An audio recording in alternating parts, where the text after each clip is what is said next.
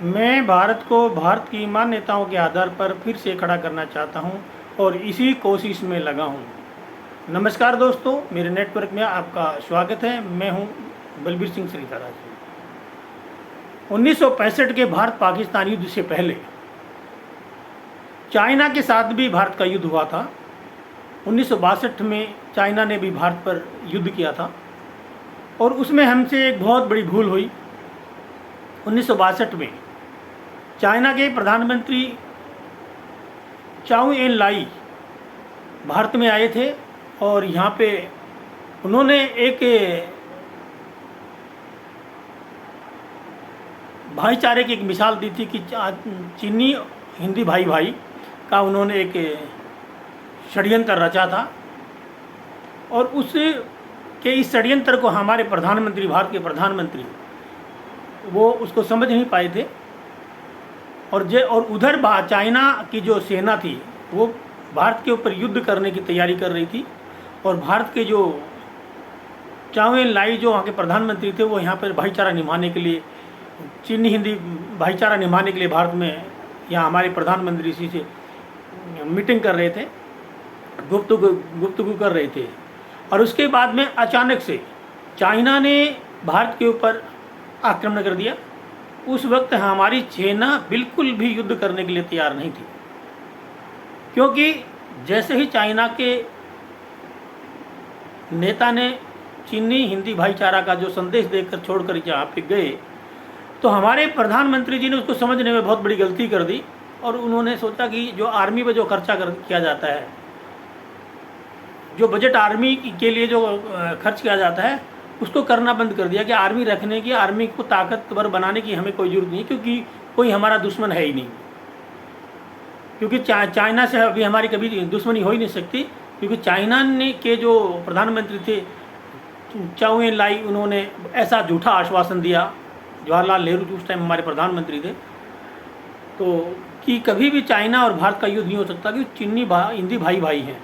और इस गलतफहमी में हमारे प्रधानमंत्री जी आगे और उन्होंने जो सेना का जो बजट था, जो सेना को मजबूत करने का जो बजट था, वो उन्होंने सोचा कि इस बजट को देश के किसी और विकास कार्य में लगाया जाए और हमें सेना को मजबूत करने की कोई ज़रूरत नहीं है।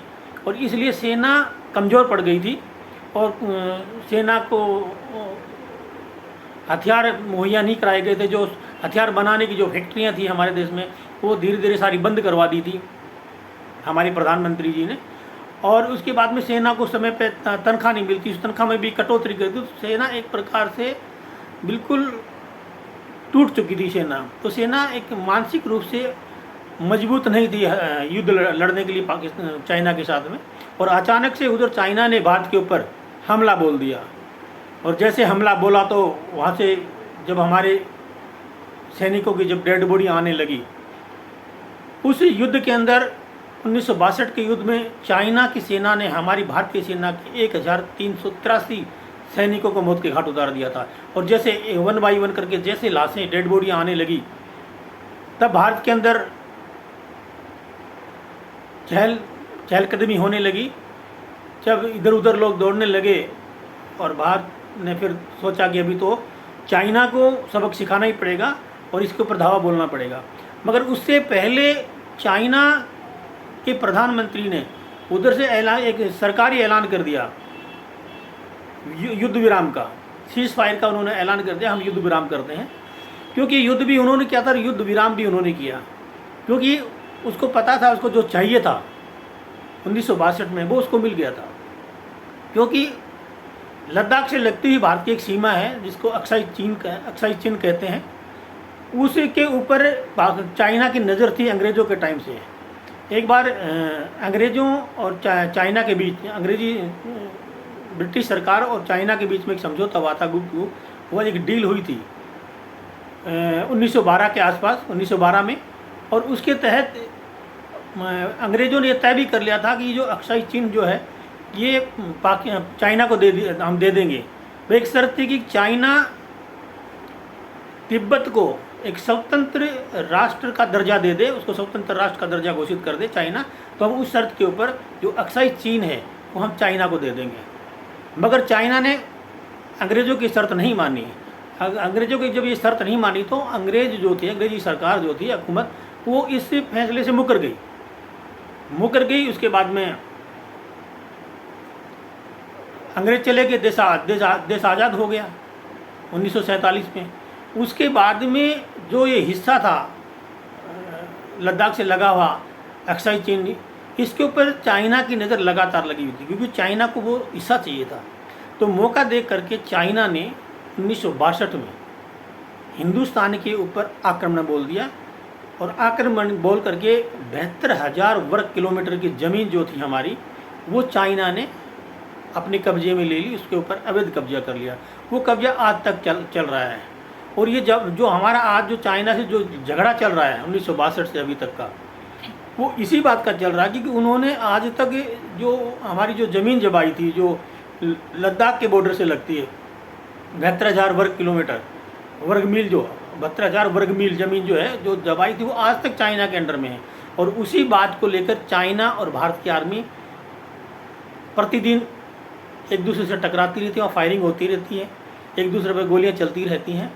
ये गलती हमारे प्रधानमंत्री जी ने की थी गलतफहमी में आने के बाद में, मगर उन्होंने ये सोचा दुश्मन दुश्मन ही होता है, दुश्मन कभी दोस्त नहीं बन सकता है। न जाने उस समय प्रधानमंत्री के मन में क्या था, क्या सोचा होगा और क्यों सोच के, जबकि उस वक्त के नेताओं ने, जो उसके साथ के जो सहयोगी नेता थे प्रधानमंत्री जी के, उन्होंने इस बात से आगाह भी किया था कि चाइना धोखा देगा और चाइना कभी भी हम पर हमला बोल सकता है।